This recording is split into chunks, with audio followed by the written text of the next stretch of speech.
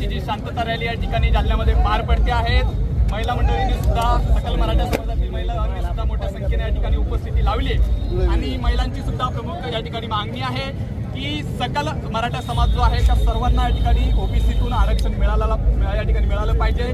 सगळे सोयरे हा जो काही शब्द आहे या शब्दावरती यावरती जे काय आहे त्या ठिकाणी हे आरक्षण सगळ्यांना मिळालं पाहिजे. कुठलाच मराठा समाज हा आरक्षणापासून वंचित राहिला नाही पाहिजे. हीच एकमेव मागणी जी आहे ती संपूर्ण मराठा समाजाची आहे.